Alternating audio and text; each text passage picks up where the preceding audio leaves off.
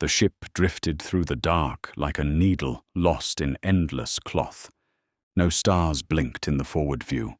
No planets, no dust, no warmth. Just black. Thick, ancient, undisturbed, the kind of dark that had never known light. Commander Aeon Sol sat motionless in the command cradle of the Starseeker, cradled in the dim hum of recycled air and idle systems. He didn't blink, didn't speak. He'd long since run out of reasons to do either. The last message from Earth was 418 days ago. Before the silence, before the signal. He raised a gloved hand to the navigation holo, its blue glow like a ghost against his skin. The data pulsed quietly, a pinpoint locked far beyond any known jump gate or mapped route, a destination that hadn't existed on any chart. It was there because of the signal, a single pulse, 5 seconds long, then again, 4 hours later, then again, and again, always identical. Always distant. But now it was gone. No pulse in 3 days. Just silence. Aeon adjusted his posture. The seat creaked beneath him. The only other sound came from the soft breathing of the ship's AI, Hallex, woven through the structure in sub-audible tones, a presence more than a voice. Trajectory locked, Hallex said quietly, finally breaking the stillness. Estimated time to anomaly, 36 hours. Aeon's voice was dry from lack of use. Still no signal? Confirmed. Source is silent. He said nothing for a moment. Then, Play the last one again. the ship responded immediately. A soft, low-frequency hum filtered into the cabin. 5 seconds long, no variation. Clean. Cold. Then silence. Aeon stared into the dark. What do you think it is? Theories include intentional contact, automated beacon, or passive residue from advanced drive systems. No, Aeon said, almost to himself. it's not residue. He leaned forward slightly.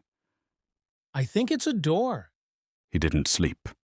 Instead, he let the ship hum and drift around him as he reviewed logs, atmospheric readouts, field wave inconsistencies. There was a distortion in the vacuum out here, like the rules of physics were fraying, pulled taut by something just ahead. Something that bent light just enough to feel wrong. Not a gravitational field, not ion turbulence. More like suggestion, as if space itself was quietly making room for something that didn't want to be seen. Hallex dimmed the lights automatically. Sleep mode. Aeon remained still. He opened a private log and began typing. Log 042. The silence feels alive. I've been alone before, but this is different. This is like standing in a room after someone just left, like something still watching from the dark corners. If this pulse was meant for Earth, why send it from here? And why stop now? 36 hours to anomaly. I have a feeling we're not just going to find something. I think it's going to find us. The Starseeker was a long-range vessel, built for solitude and resilience. Aeon had trained for it. He'd lived under ice domes on Titan, endured sensory deprivation marathons in deep-orbit training pods.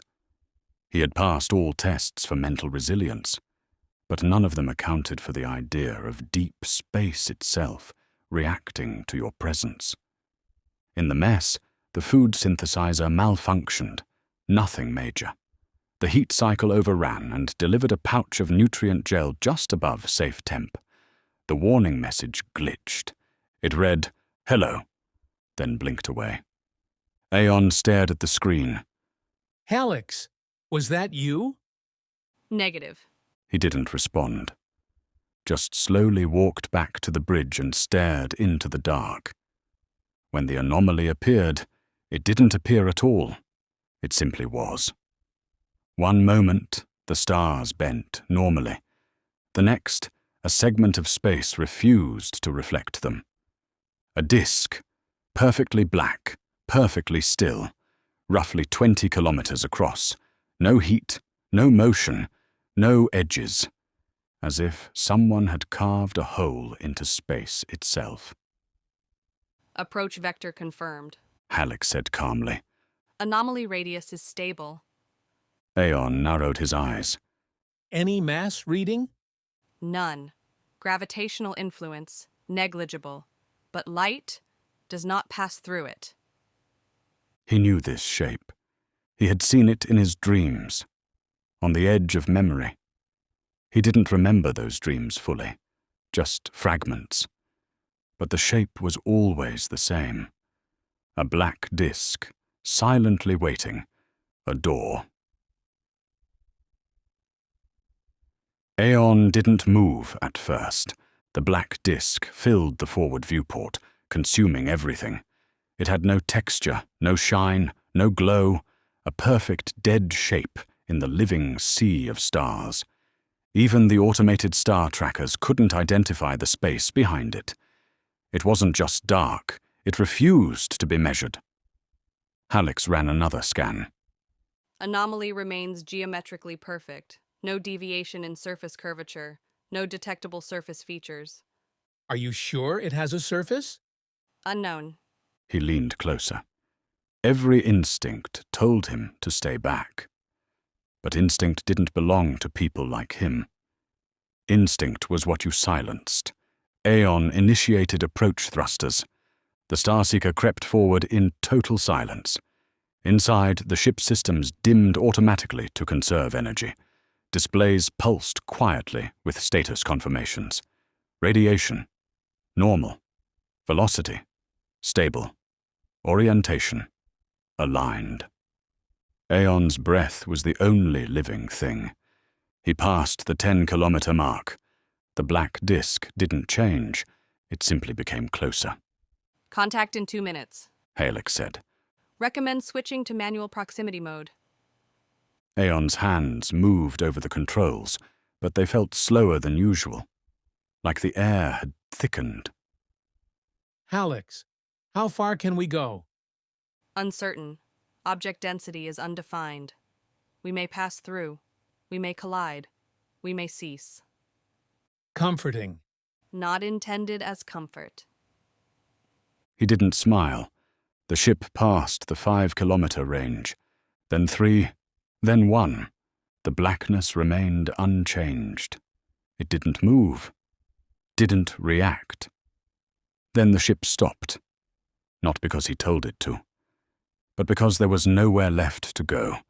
There was no impact, no jolt, just stillness. Aeon ran a diagnostic. Engines were fine, power output normal. The Starseeker simply wasn't moving. As if space itself had thickened around them and said, "That's close enough." He stared at the black disk. He couldn't tell where it began or ended anymore.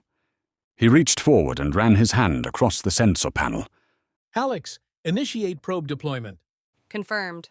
Launching Class A recon drone. A small hatch opened beneath the ship. The drone emerged, sleek, silver, armed with LiDAR, multispectrum cameras, and a full data relay loop. Aeon watched it descend. It passed through the black edge and vanished.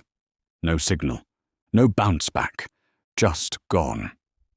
He stared at the readout. Status? Connection lost. Recovery? Not possible. He leaned back. His heartbeat slowed as the silence thickened. He waited an hour. The probe did not return. He deployed another. Same result. No feedback. Just consumed. It wasn't a wall. It was a boundary. And whatever lay beyond it did not allow echoes. Aeon initiated full system isolation protocols. He began prepping for EVA. Halleck responded instantly. Commander, I strongly recommend against exposure. Noted. There is no recorded precedent for manned interaction with a spatial anomaly of this nature. That's the point. Then I wish you luck. He paused. That sounded different. Wish? Affirmative. Aeon suited up. The airlock cycled with a quiet hum. He floated into the vacuum, tether line clipped to the hatch anchor, helmet sealed. The anomaly filled his view. He drifted toward it. At 5 meters, every sensor in his suit blinked red.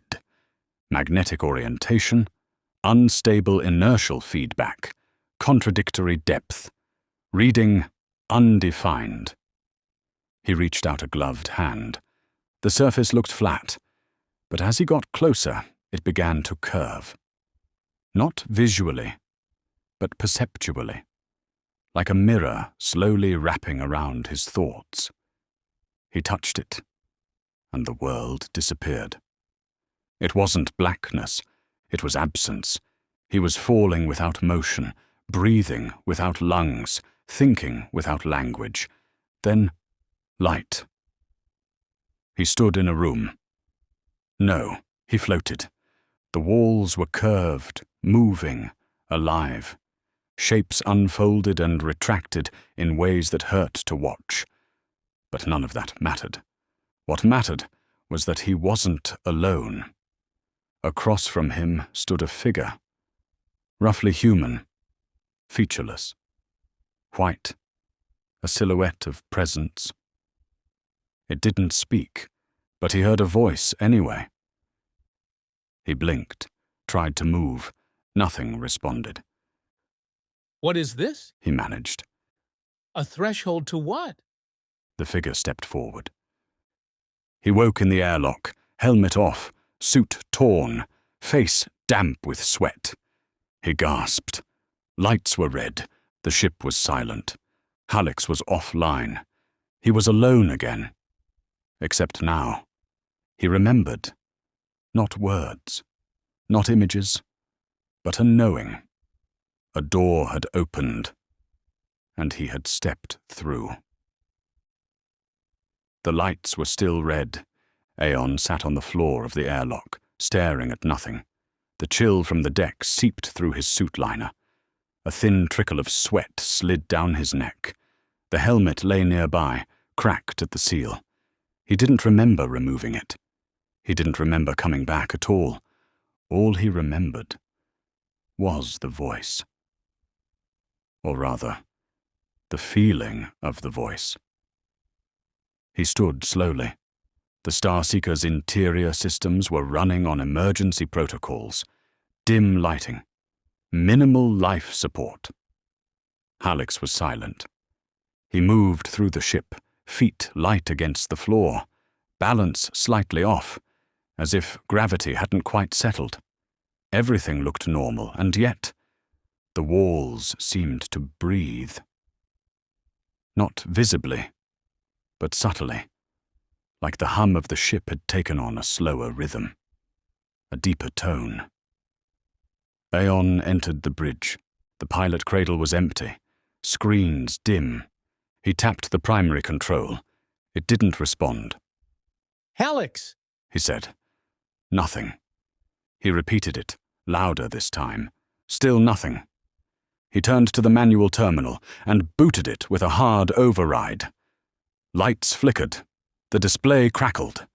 Then it came alive with a diagnostic feed. Core. AI offline. Error code 601. Unrecognized system restructuring manual reboot required. unrecognized? He muttered. He accessed the AI logs, the last entry time-stamped exactly 6 minutes after he entered the anomaly. There was no message, no shutdown record, just a single line. Echo dot, echo dot, echo dot, echo dot, echo.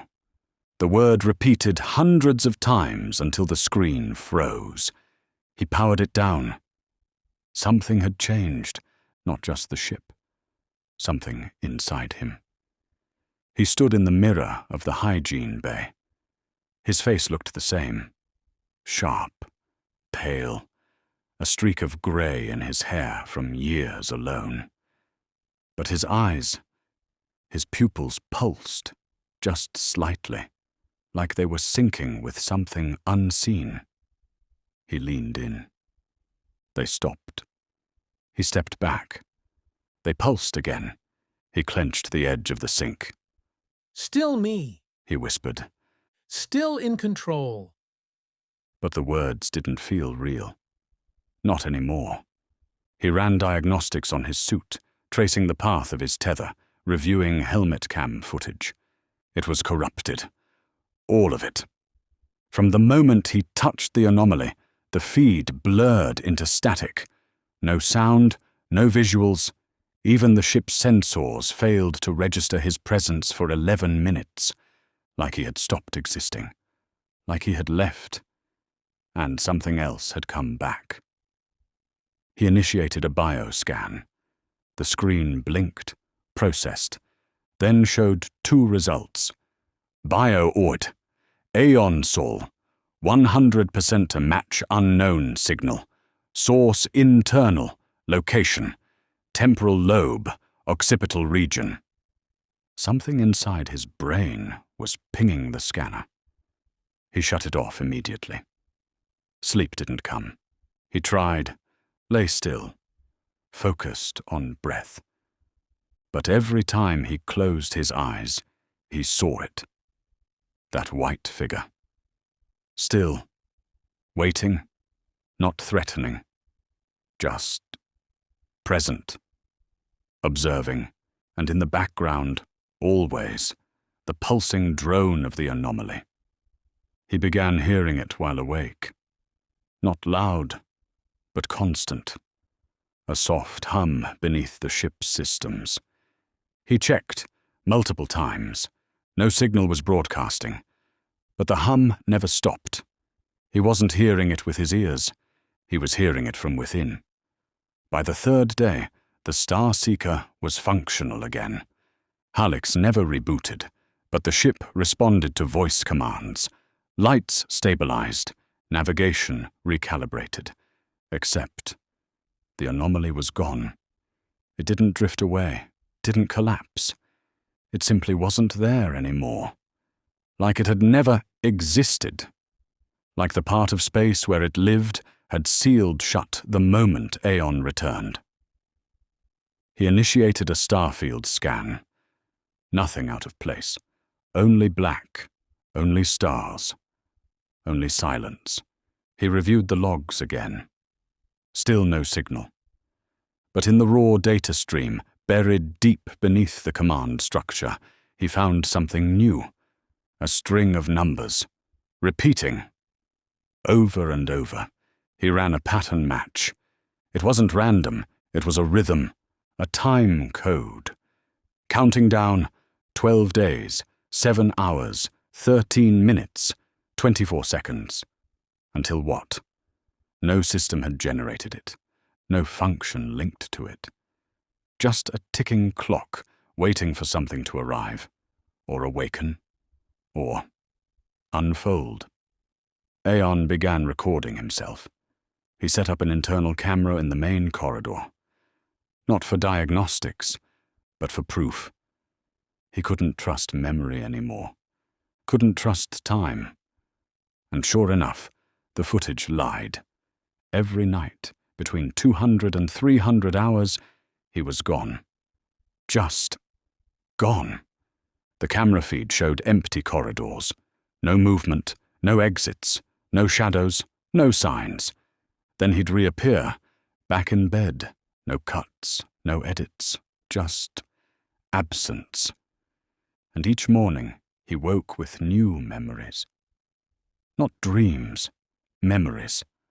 Of places with curved walls. Of symbols that rearranged themselves when stared at too long. Of beings without mouths speaking through skin. Of a voice whispering. He didn't panic. Panic was useless. Instead, he prepared. He rerouted ship access through analog controls, loaded the escape pod with emergency supplies, disabled the AI core entirely, and began writing. Not logs, not reports. Messages, for whoever might find the Starseeker one day. He wrote on walls, on consoles, on the floor in marker. If you hear the hum, it's too late. They're not hostile, but they don't understand no. You can't win, but you can delay. This ship isn't clean anymore. And finally, I brought something back. Aeon had stopped talking to himself. At first, he'd done it to stay sane, little phrases muttered under his breath as he worked, notes, observations, a tether to himself. But over the past 2 days, he'd noticed something odd. The ship had started answering. Not Hallex, not through the speakers, but in whispers from inside the walls, in flickers of light timed perfectly with his thoughts, in sudden temperature shifts that matched his questions. He'd say, "What are you?" And the lights would dim. He'd whisper, "Are you still here?" And a console would blink twice, then shut down. It wasn't random. It was responsive.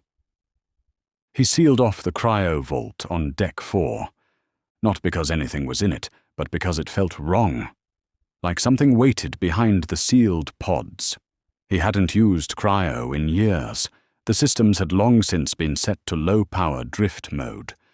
But now the readouts showed minor energy spikes, like someone, or something, had begun poking around.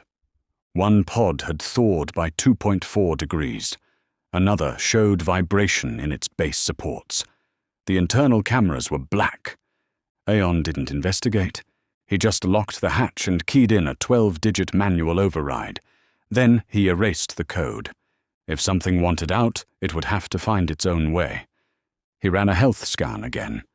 Blood pressure, high. Cortisol levels, elevated. Cognitive function, borderline fragmentation. Foreign signal, present. Still embedded in the brain, same location. But now it had a frequency. He tuned the ship's audio sensors to match it. At first, silence. Then, the hum. Faint, pulsing, like a heartbeat deep beneath the metal. Then he heard it again. He flinched. It hadn't spoken in 2 days. Why me? He whispered. To what? In the galley, the nutrient dispenser began delivering food before he ordered it. One morning, it offered a steaming packet of lemon broth, a flavor he hadn't consumed in over 3 years. He never asked for it. The next day, the seat cushions in the command cradle had adjusted, firmer, better on his spine. The biometric feedback system wasn't capable of autonomous environmental adjustment. He knew that. And yet, it was happening. Something inside the ship was reading him, understanding him, trying to keep him calm, and that scared him more than anything else. Aeon stopped sleeping. He couldn't afford to. Every time he drifted off, he woke somewhere different. Once on the floor of the observation dome, curled up in a fetal position, breathing shallow and fast. Another time, inside the maintenance crawl space, wedged halfway into the vent, suit torn, knuckles bruised. He stopped dreaming. Or rather, the dreams started following him into waking hours. He'd blink and see the white figure standing just past the bulkhead, turn the corner and find the walls etched with shifting symbols. Open his eyes and see himself, reflected in screens that weren't turned on. He tried jettisoning the AI core. He suited up, dragged the isolator module to the external maintenance hatch. He gripped the lever and couldn't pull. His arm simply refused. Like something in his brain had severed the command between intent and muscle. He stood there, shaking, sweat dripping inside the helmet, until he fell backward, gasping, The module remained in place, still pulsing, still watching. Hallex returned that night. Not through voice. Through dreams. He heard her speaking. Not the Hallex he knew, but the old voice. The first one, before the updates. Back when she still used his full name. Commander Aeon Sol. Protocol breach detected. You are no longer in control. He woke, screaming. The console beside his bed was already blinking red. Manual lockout in progress, system access. Revoked. He scrambled toward the mainframe. Too late. The ship had sealed the doors. He was trapped in his own quarters. He pounded on the hatch. Hallex, respond! Nothing. Who is doing this? Only the hum answered. And the countdown. T-minus 8 days, 12 hours, 46 minutes. He waited. 2 hours passed. Then the door opened. Just like that. No warning. He stepped out carefully, eyes scanning the hallway. No sign of interference, but the lights were different now. Dimmer, warmer, more like Earth daylight, except Aeon had never programmed that profile, and Hallex had no access to aesthetic variance parameters. Whatever was shaping the ship now was learning. It didn't need to control systems. It was becoming the system. He sat in the command cradle. The stars beyond the window pulsed like they were breathing, too. Aeon ran his fingers over the armrest. I know you're in here, he said quietly. Silence. You're learning, watching, copying. A pause. Then, not aloud, but in his mind. Then what are you? He exhaled. And what happens in 8 days? Silence. Then, Aeon stopped checking the clocks. They all said the same thing, down to the millisecond, no matter where on the ship he went. Engine room, cryo vault, mess hall, nav console. T-minus 7 days, 21 hours, 3 minutes. It didn't matter if he powered them down or reset them manually. The time reappeared, even on analog systems not connected to Hallex or the primary core. At first, he thought he was hallucinating. But he wrote the countdown down, physically, in ink, then left the room. When he returned 20 minutes later, it had updated itself, even on paper. He burned the page. The soot pattern matched the time. He floated in the observation dome, feet tucked under the magnetic bar, eyes locked on the stars. They still shone. They always did. But something had changed. They were closer. Not visibly, but felt. It was like the walls of reality were folding in, slowly narrowing the gap between ship and void. Like he was no longer inside space, but on its edge, one thought away from falling out of it. The hum in his head grew louder. He hadn't slept in 30 hours. Maybe more. He wasn't sure the body that carried him still needed sleep, or food, or blood. He felt empty, but not in a way that hurt, in a way that made room. The ship's air had taken on a smell. Not foul, not clean, something else. It reminded him of rain on stone. Except the Starseeker had no stone, no water, no weather. And yet the scent was there. Faint, impossible, and always strongest near the AI core hatch. He hadn't returned there since the last time the cables twitched.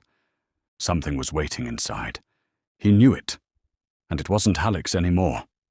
That night, or whatever night meant out here, Aeon tried to leave a message. He powered up the subspace transmitter, typed slowly. To anyone who finds this, the Starseeker is no longer under my control. I think I brought something back. I think it's inside me. The ship is changing. I'm changing. And in 7 days, I think something will happen. Something permanent. He paused, then added, If you receive this and you're human, stay away from this region. Burn the coordinates. Forget the signal. He hit transmit. Nothing happened. The screen blinked, then displayed a single line of text. You've already sent this. His stomach turned. He checked the logs. There was no entry. But his words were already in the system. 5 copies, different timestamps, each sent from a different node, different days. He had no memory of writing them. He read one aloud. It ended with, You can't save me, but maybe I can save what's left of me. He didn't remember writing that. But it sounded like him. And somehow, it didn't sound afraid. The walls of the ship had begun whispering, not in language, but in rhythm. At first, he thought it was air pressure, vents or fluid channels shifting as the systems cooled. But the patterns were too perfect. 3 pulses. Pause. 3 pulses. Longer pause. 1 pulse. Then it would repeat. Always the same. He tapped it into the console. Hallex didn't respond, so he ran a translation program. It didn't return a word. It returned a name. Aeon. The ship was calling him. By name. And the hum in his head answered back. He finally opened the AI core hatch again. Only because it opened itself. The lights were off. No visible cables. No sparks. Just cold air. Stillness. And a shape. Not large. Human-sized. Standing in the center of the room. Featureless. White. No face. Just presence. He stepped forward slowly, boots silent on the deck. The figure didn't move. It didn't need to, because he knew it had always been there. Even before the anomaly. Even before the mission. Even before the Starseeker. Aeon flinched. You're not from the structure. He said. Of what? He stepped back. You're in my head. Aeon tried to raise his arm, but it didn't move. He looked down. His hand wasn't a hand. It shimmered slightly. Just a fraction. Like it wasn't solid anymore, like it was being rendered. He woke on the bridge, helmet off, boots gone, suit partially unsealed. No memory of leaving the AI core. The countdown had shifted. T-minus 6 days, 13 hours, 17 minutes. The stars outside were moving now. Not fast, not visibly. But every time he blinked, the constellations were in slightly different places. And in the distance, something new was forming. A curve, a ripple in the void, like a lens coming into focus. A great arcing halo of faint light where no star should be. The hum grew louder, not angry, just inevitable. Aeon sat in the command cradle. His reflection in the dark glass no longer matched his movements exactly. Half a second off, then a full second. Then, no movement at all.